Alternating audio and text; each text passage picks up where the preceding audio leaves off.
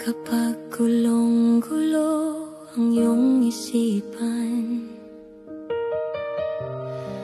at ang puso'y hindi alam ang tahanan, tahimik lang, pumikit ka lang. Si Angel Whisper ay iyong sandigan. Hawak mo'y mabigat na tanong, bibigyan namin ng liwanag at gabay ngayon. Let go, let God, sa bawat may sagot na sadyang wagas. Pagod mo'y bibigyang ginhawa, hiling mula sa kaluluwa.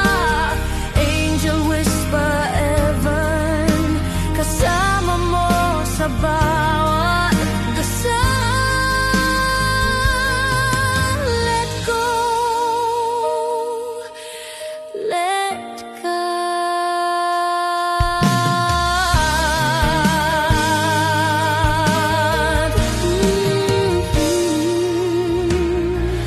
Kahit anong bagyo ang dumaan,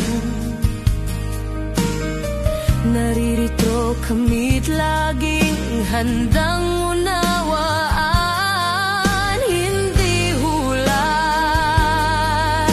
ito'y gabay galing sa taas para sa'yong tagumpay.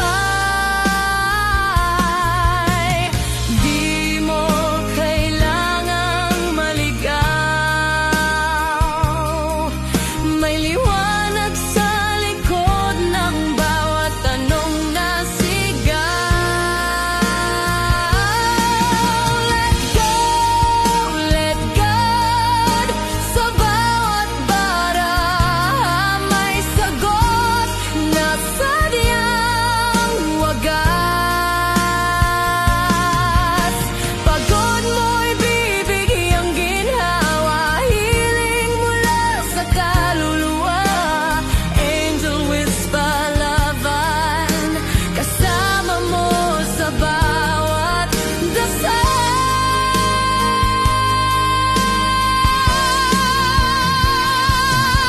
Kung naghahanap ka ng kasagutan o simpleng katahimikan ng isipan, dito ka lang dahil sa Angel Whisper may pag-asa, may himala.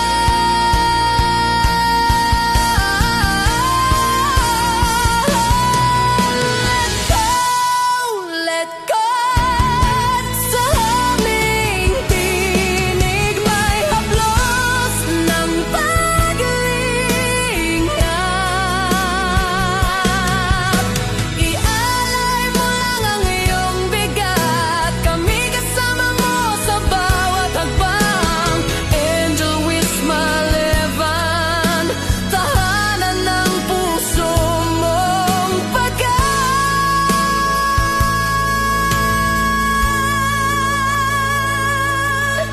let go.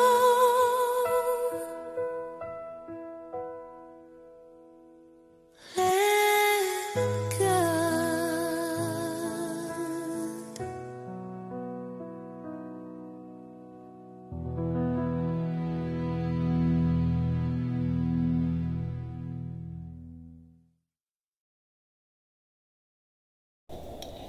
Okay, so magandang umaga, magandang tanghali, magandang hapon, magandang gabi sa inyo pong lahat. It's me again, Angel Whisper 11, ang inyo pong lingkod na magbibigay po ng mensahe sa inyo. Siyempre po, mula po kay God sa mga Ascended Masters, Holy Spirit, Angels, Archangels, elementals, universe, yan, ancestors, spirit guides, angels or angels, and syempre sa mga animal spirits. Okay, so this is personal reading po to, ha. So ito po is paid, already paid, no? And isi-share ko lang din po sa inyo. Pero syempre hindi po ako mag-mention ng name, no? So this is personal reading. And kung sino man po makaka-resonate na parang same scenario o kung ano man sitwasyon, is pareho kayo at hindi po kayo nakaka-subscribe, please click the subscribe button, paki-like and share, and click the notification bell para po update kayo lagi sa ating reading. Okay? Parang sabog. Okay. So, ito po is actually, this is from my client, no? This is my client actually, na medyo nagkaroon po ng problema sa mga in-laws, mga tipong ganon.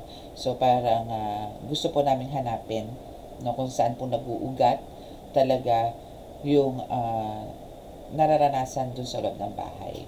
Alam niyo po yung tipong saan po ba nanggagaling talaga? Sa pamilya ba? Sa environment ba?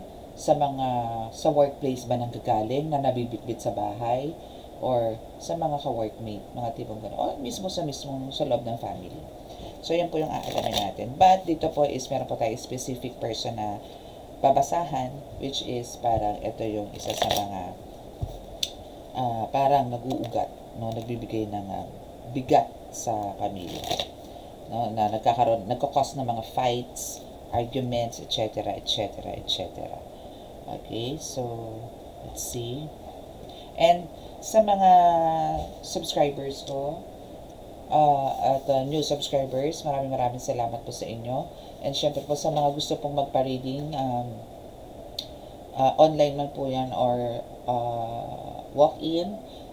Again, broken schedule po tayo ngayon, kaya po mas maganda po talaga magpa-book po muna kayo para po ma-schedule po natin talaga yung mga readings po ninyo. Kasi po ako po talaga nag-a-adjust pagdating po sa reading, especially po ganito kasi sa online po, no, dahil po sa mga adjust po talaga ako pagdating po kasi po yung mga taga-ibang bansa, no. So pagka dito lang naman po sa atin sa Pilipinas, okay lang po, or Asia, no, kasi almost parang iba is 1 hour lang naman po ang diferensya, pero pagka mga US na po, Australia, Canada, ganyan, no, so medyo mahaba-haba po yung adjustment ng oras. So kailangan lang po talagang medyo mag-ano po tayo, pabook, no? And ganoon din po sa healing. And by the way, sa mga baguhan po dito, na ito po is napadaan po sa inyo at naka-resonate po kayo at gusto nyo pong magpagamot. Ako po is a spiritual tarot reader, also a divine healer and a ritualist. So, sa mga ritual naman po, ang ginagawa ko po dyan is baklasan. No, depende po sa inyo kung ano po yung gusto nyo, pero hindi po ako nananakit. Okay, wala po akong ganon. So, more on, pero ang kilala po ako bilang taga-buo po ng pamilya, taga-baklas po ng gayuma. So, yun po yung parang one of my expertise. No, so, sa mga gusto pong, halimbawa po, may mga suspetsya po kayo na ganyan, na meron pong parang affair, no, and nagduda kayo na parang biglang sa isang snap or sa isang pitik is parang nag-ibago po yung mga persons ninyo or partner ninyo. So, consult na lang po kayo, no, then ask for an appointment para po sa reading. Okay? So, bisahan na po natin since ito po is personal reading. No?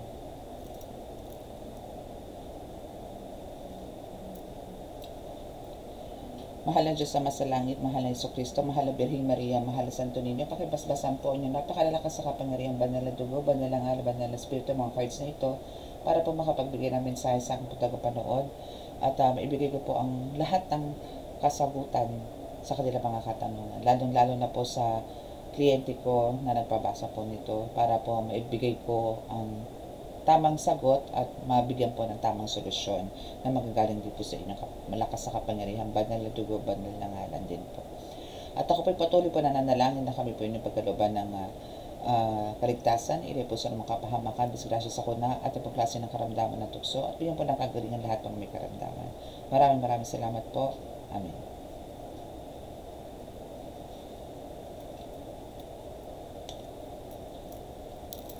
Okay, so, tingnan po muna natin kung ano yung past, no? Past nitong taong to. Saan ba nanggagaling? Ano ba talaga ang meron sa kanya? So, tabi muna natin ito. Daming cards, no? So, actually, andito yung kanyang picturette. Nasa kanyang phone. Okay, so,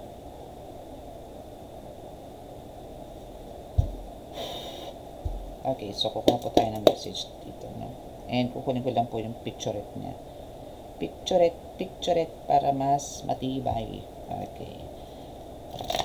So, titingnan natin kung ano ba ang dala-dala nito sa buhay ng mag-asawa, no?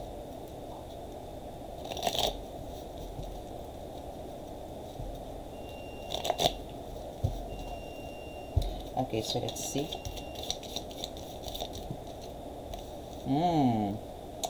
Alam niyo, sa totoo lang, may kutob na ako dito na etong taong to is meron pong kakayanan spiritual. Kasi po nasa itsura actually. The way he smile, ganun. No? Yes! May julam. May julam. Talaga pong meron. Okay, so there's a black magic involved sa kanilang pamilya. That's why, andito po ang lagi po sila nagkakagulo or nag-aaway-away. Okay, so iisa-isahin po natin. So, ito pong taong to is talaga pong meron pong kakayanan. No? Itong person ng client ko is yung pinapakonsulta niya po sa akin o pinapabasahan niya po is meron po talagang power. No? And ito po is parang dati, actually ito ang gusto nito talaga is mawala itong client ko sa buhay, siguro, nung kinakasama niya. Or parang maging miserable po talaga ang buhay. To the point na talagang ito ang nangyayari is parang gusto nito laging gulo. Gusto nito laging may away. There's a dark magic here. Ito, dark magic to.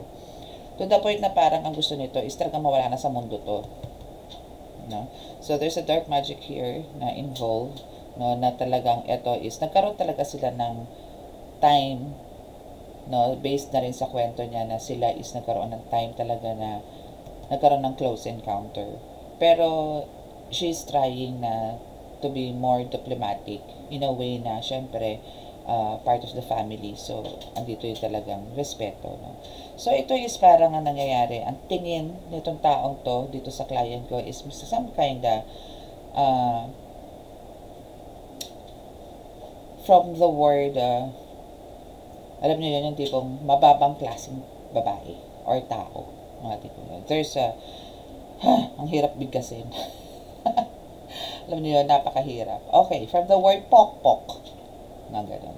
No? So, parang may gano'n siyang tingin or pagtingin dito sa client ko. There's a prostitute here, no? Pero andito yung talagang beauty.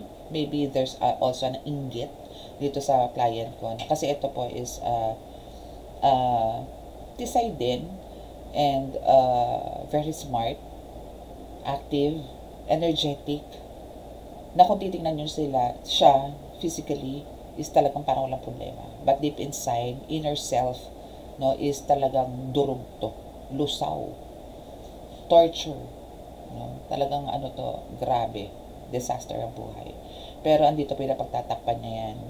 Napagtatakpan niya, nagagawa niya po kasi mag-ayos. Parang siguro out of stress, parang ito na lang yung, parang dito niya na lang dinadivert. Hopefully, gano'n Pero yun yung nakikita ko kasi, yung aura niya kasi is napakaliwanag, napakagaan pa rin, kahit na ang dami ng pagsubok na pinagdadaanan. Okay? So, etong client, etong person niya, is alam niya na itong mag-asawang to is talagang nagmamahalan. So, the best thing na pwede niyang gawin dito is parang maging manhid. So, isa rin to sa suspecha kung bakit ganito na parang yung intimate moments nila is parang naka-freeze. We have the ice disaster here, or parang andito yung parang may ice age, or andito yung parang manlalamig. Parang andito yung talagang ginagawa niya ng paraan na para manlamig yung client ko, or maybe yung partner niya. Yung ganon, parang gantihan, no, na parang walang feelings, mawala ng feelings, mga ganon. So, this is just a confirmation. Actually, ito lang naman ang gusto na malaman kung talagang involved ba ito taong to sa nangyayari sa kanila. Kasi meron na kaming mga suspects na iba from the past, no? But, you know, okay. So, meron din siya mga pangdepensa. Meron din siyang pansalag.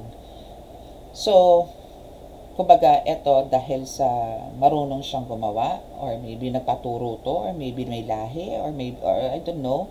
Pero sa sinasabi ng card is, ito po is talagang may ginagawang atake dito. And meron po siya mga pang-defense, no? May mga pansalag siya na gamit para hindi rin siya tamaan, no? Maybe para hindi rin po mag-backfire. No? So, ito po is talagang inaral niya, or maybe dinayo niya. Oh my goodness. And pumasok po ang group of living, the execution or bitay, pwede, and the childhood trauma. So, parang ano to, parang alam niyo po yun, yung tipong, itong taong to na gumagawa dito sa client ko is, actually, hindi lang isang gumagawa, no? So, maybe there's three or more na gumagawa kasi there's a group, no? It's a cult. Kulto, possible na ganon. Or maybe, isang tribo, possible na ganun. Maybe nasa province to. I am not so sure. Nakalimutan ko na kung anong province to kung saan nakatira. Pero alam ko parang probinsya rin to But nandito yung may mga nakausap din to. And ang gusto na talaga nito is magkaroon to ng suicidal, no, na pangyayari, no, itong person ko nito. Actually, hindi ko alam kung ito is papabasa ko sa kanya or ipaparating ko to sa kanya, no, kasi medyo malalim to, baka lalo magkaroon ng galit. No, so now ang nangyayari ngayon dito is bakit niya to ginawa? It's because of andito yung pakiramdam nitong gumagawa sa client ko, no, is parang na-abandon na siya, iniwan siya, inagaw sa kanya, parang isang candy, isang lollipop na inagaw, na naggalit, na nagbukbuk, nagtantrums, ganun. So parang gusto nitong mabawi niya. Okay? So, to make this thing clear, this reading clear, this is about the couple na yung in-law, no, is nanghihimasok po sa relasyon ng mag-asawa. And to the point na ito na nga po ang nangyayari. Hindi ko po ito po pwedeng parang itago, no? Ay, my goodness. Sorry. Pero talagang wala akong magagawa. Ito po ang lumalabas. Okay, so now is, but the thing here is, no, there's parang lumalabas lagi siya ang victim, no? Siya laging pa-victim, siya yung pabebe, siya yung inosente, no, mga tipong ganun. But the truth is here, professional. So meaning siya rin talaga ang gumagawa, no? Siya rin ang gumagawa, and na andito ang wearing a mask, but now andito na, ini-expose ko na.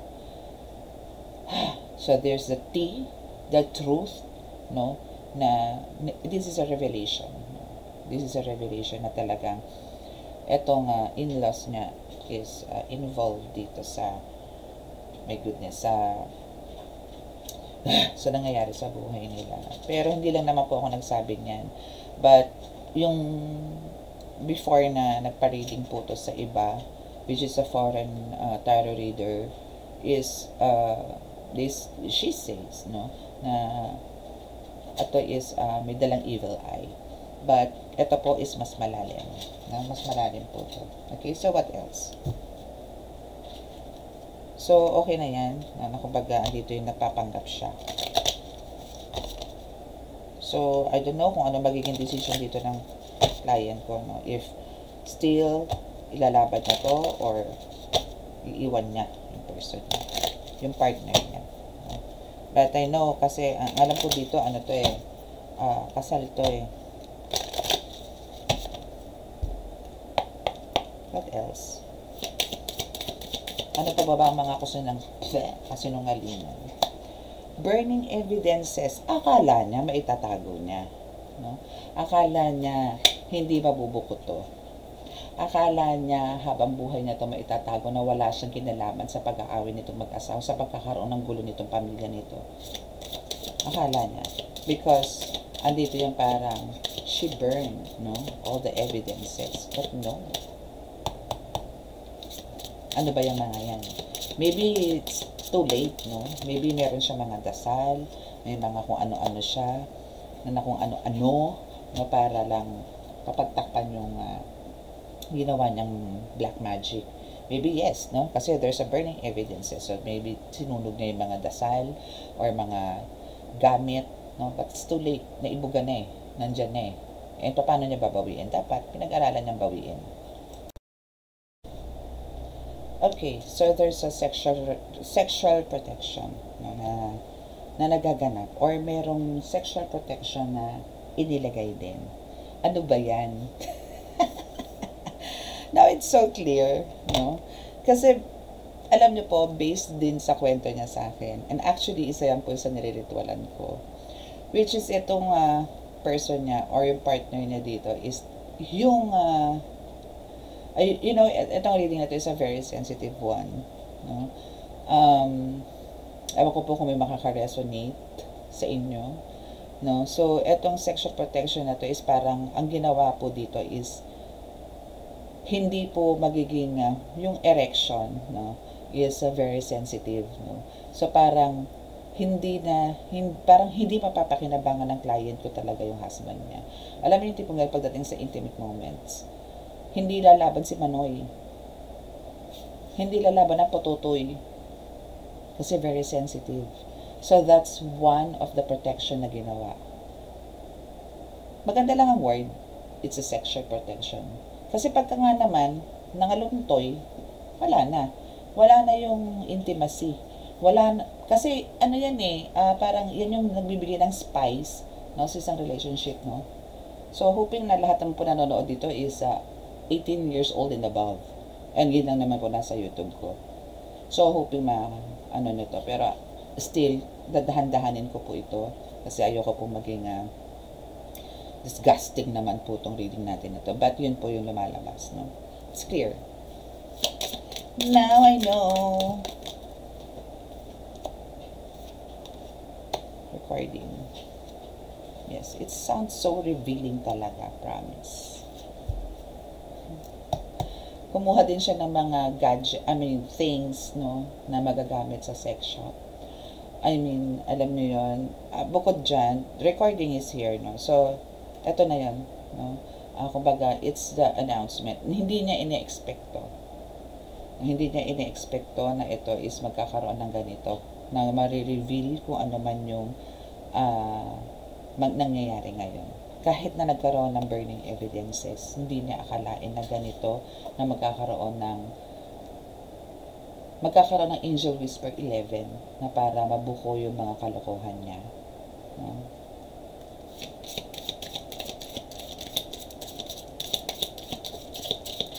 So, sex shop is, alam niyo yun, dito siya kumuha ng mga gamit para maging sensitive siya.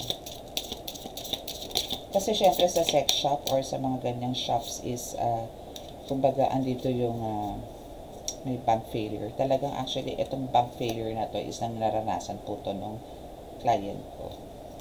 Hindi lang po kasi siya bumaba. Gumanyan lang siya eh. Pero tatanggapin ko po yan kasi isa po to sa nararanasan niya. May mga blessings na darating or opportunities pero nagkakaroon po ng delays. Okay, back to sex shop tayo. So, kung meron pong pampatigas, meron din pong pampalambot. No? So, meron po syempre mga mag-asawa dyan na super hyper, no, si partner. So, kailangan ko po, meron po ba kayo dyan pampalambot? Meron po kayo dyan pampahina lang ng ganito? Yeah. Okay? Then, meron din naman po talagang pampa-active. Meron po ba kayo dyan? Ano bang gamit yan? Ano bang pwedeng intake? Ganyan. Okay? So, may mga ganon. So, pero ang napunta dito is yung pampalambot. Okay? Red lipstick stains. Okay, let's see what's the other card na pwede bumaba. Kuha muna tayo ng dalawa pa. Then, tingnan natin po yung bottom of the deck. No? Toxic. Divorce. OMG. And tantric sex. Okay, so now is, andito si red lipstick stains. Back failure, yes, andito yung nararanasan na po yan. So, yan po yung sa mga ginagamit or ginagawa po nung, yung gumagawa dito sa client ko. No? It's about sa financial matter. Medyo nagkakaroon talaga ng delays or blockages talaga. Okay, so sa red lipstick stains, ito po naman yung parang para ma-attract po or parang meron pong mga babae na magseseduce sa kanya dito sa partner ng client ko or person ng client ko na ay partner niya. Okay? Okay, so yun na, no? So kailangan parang meron pong lalapit na ibang babae. Gusto niya ganun na hindi ma-attract etong junakis niya dito sa client ko. And meron pong mga dadating na babae o babae sa buhay nitong asawa ng partner, ng person, ang client ko pala, sorry. Okay? So now, syempre, toxic life, nandyan din. Ang baraha po is very accurate. Kasi hindi ko naman po pinupulot yan. Hindi ko naman po dinadampot yan. Pero actually, ito po is parang siya din po nagkukwento, yung client ko. Ito rin po kasi nangyayari. And ang talagang gusto mangyari nitong mother nung asawa niya is parang maghiwalay sila. Hindi man po sinasabing harapan na maghiwalay kayo, pero yun po talaga. Maghiwalay kayo since, and breaking the contract, di ba? Pag breaking the contract, wala na po itong tantric sex na to, which is, kasi ang tantric sex is, it's a increased of intimacy, no? Or to reduce, kasi ito, talaga pagka may ganun kayo, is talaga nakaka-reduce ng stress, nakakawala ng stress yan, no? And, kumbaga, mas maganda yung may ganun. Pero, ito yung gusto na rin, ito rin yung isa sa mga ayaw niya, na magkaroon sila talaga ng contact, ng tantric sex. It's here, it's in the bottom of the deck. Okay. So, yan yung ayaw niya. Na parang sa sex life, magkaroon ng ganun. Mag-split. Or parang walang intimacy talaga. Walang ganito. Walang ganitong moment. Okay. Walang ganyan. Kailangan hiwalay. Okay. So, yan yun. Okay. So, let's see sa iba. Sa ibang card. Ang liit kasi ng table ko. My goodness. Wait lang. Ayun. Ito ka na. Okay. Okay. So, what's the tea though? Tira natin. So, dito, walang tayo siguro dito ng 5 cards. Kasi I need to talk to this person ngayon after this reading. Kailangan ko siya makausap. And ilalatag ko sa kanya ito lahat. Pero, kaya hindi ko siya niligpit. Kasi isa-isa ko sa kanya. And there's a talking shit. 5 cards lang tayo dito para specific si card. Child services in reverse. Pinahaya ko lang siya kanina. And bankrupt. Talaga naman. Ang bankrupt. Talaga naman. Ito yung pinataka niya ngayon eh. Bakit parang puro kamalasan? Too winning. Too busy for winning, yes. And legal issues. 1, 2, 3, 4, 5. And incense good. Ang bottom of the deck. Okay, so that's the bottom of the deck. Okay, so talking shit na tayo. So, yes. No? So, andito yung talagang behind her back is for sure marami itong hindi magandang sinasabi o pinakwento. No? Hindi lang dun sa person niya, maybe sa ibang tao pa. And the child services is at risk. I mean, is in reverse, no?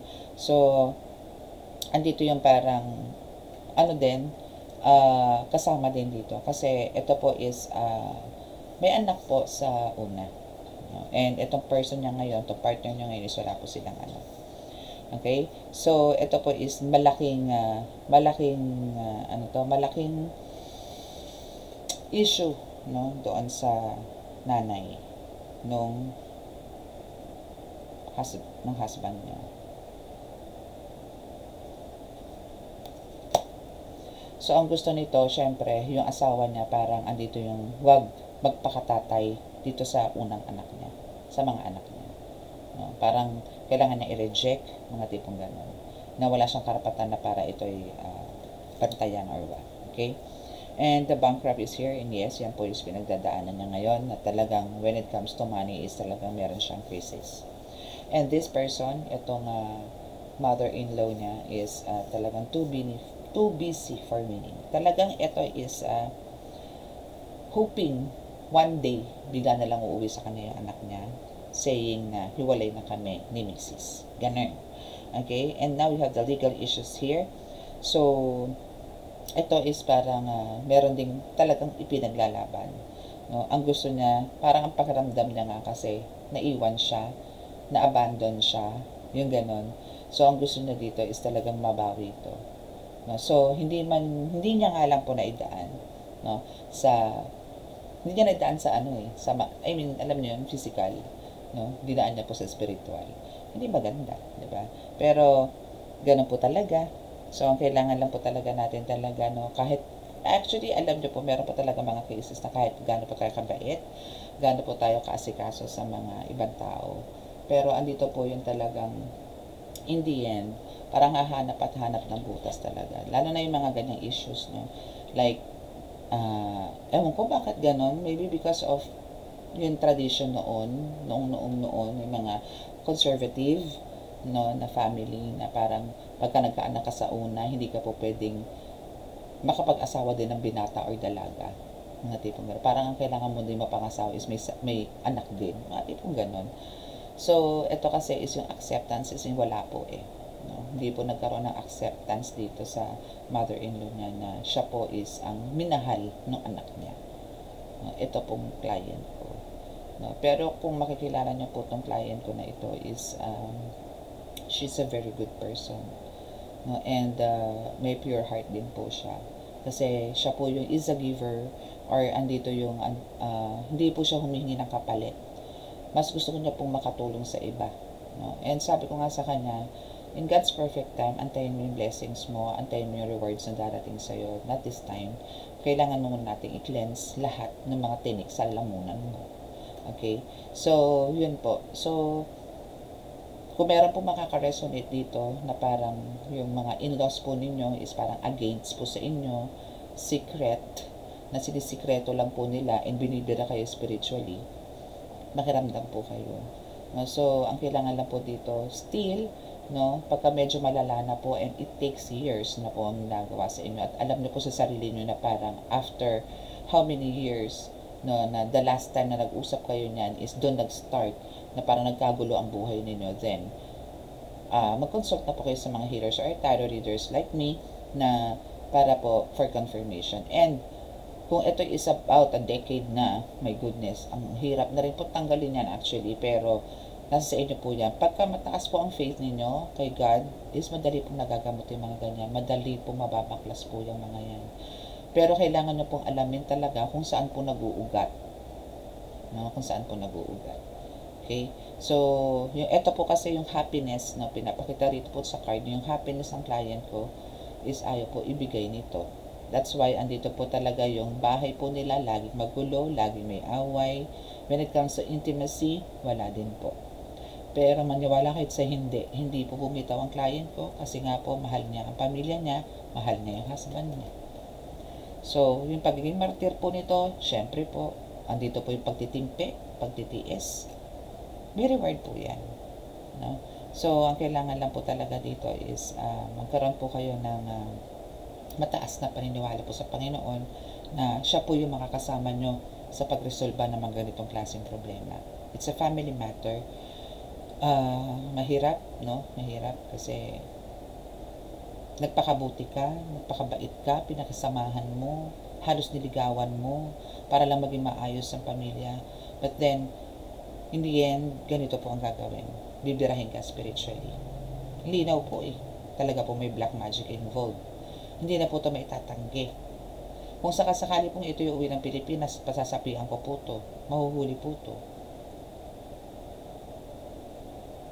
No? So, hoping na madala, no, sa mga cleansing, ganyan. And update ko po kayo kung ano pong outcome after this. So, again, sa mga naka-resonate po at hindi po nakaka-subscribe, please click the subscribe button, paki-like and share, and click the notification bell. And para po update po kayo lagi sa ating reading. Okay? So, sa healing na po tayo para mag-cleanse po kayo at hindi nyo po makuha yung negative energy. So, bow your heads and close your eyes.